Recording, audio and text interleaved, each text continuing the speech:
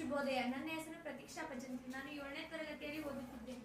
ಇಂದಿನ ಚಟುವಟಿಕೆ ಕಾದಂಬರಿಗಳು. ಕಾದಂಬರಿಯ ವಿಧಗಳು: ಪೌರಾಣಿಕ ಕಾದಂಬರಿ, ಐತಿಹಾಸಿಕ ಕಾದಂಬರಿ, ಸಾಮಾಜಿಕ ಕಾದಂಬರಿ ಹಾಗೂ ಧಾರ್ಮಿಕ ಕಾದಂಬರಿ. ಕನ್ನಡದ ಪ್ರಸಿದ್ಧ ಕಾದಂಬರಿಗಳೆಂದರೆ ರಾಷ್ಟ್ರಕವಿ ಕುವೆಂಪು ಅವರು ರಚಿಸಿದ ಕಾದಂಬರಿಗಳೆಂದರೆ ಮನೆಗಳಲ್ಲಿ ಮದುಮಗಳು, ಕಾನೂರು ಹೆಗ್ಗಡತಿ.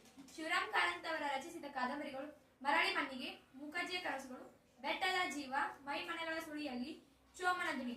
ಎಸ್.ಎಲ್. ಭೈರಪ್ಪನವರ ಕಾದಂಬರಿಗಳೆಂದರೆ ಗೃಹಭಂಗ, ಪರ್ವ, ಯಾನ, ದಾಟು. ಕೆ.ಪಿ. ಪೂರ್ಣಚಂದ್ರ ತೇಜಸ್ವಿಯವರ ಕಾದಂಬರಿಗಳು ಚಿದಂಬರ ರಹಸ್ಯ, ಕಿರಗೂರಿನ ಗಯ್ಯಾಳಿಗಳು, ಡಿ.ವಿ. ಗುಂಡಪ್ಪನವರ ಕಾದಂಬರಿಗಳು ಮಂಕುತಿಮ್ಮನ ಕಗ್ಗ. ಇವುಗಳಲ್ಲಿ ಶಿವರಾಮ್ ಕಾರಂತ್ ಅವರ ಕಾದಂಬರಿಯನ್ನು ತಿಳಿಸುತ್ತೇನೆ. ಅದೇನೆಂದರೆ ಚೋಮನದುಡಿ. ಸ್ವತಂತ್ರ ಪೂರ್ವ ಕಾಲದ ದಲಿತ ವರ್ಗದ ಬವಣೆಯ ಬಾಳಿನ ಚಿತ್ರಣ.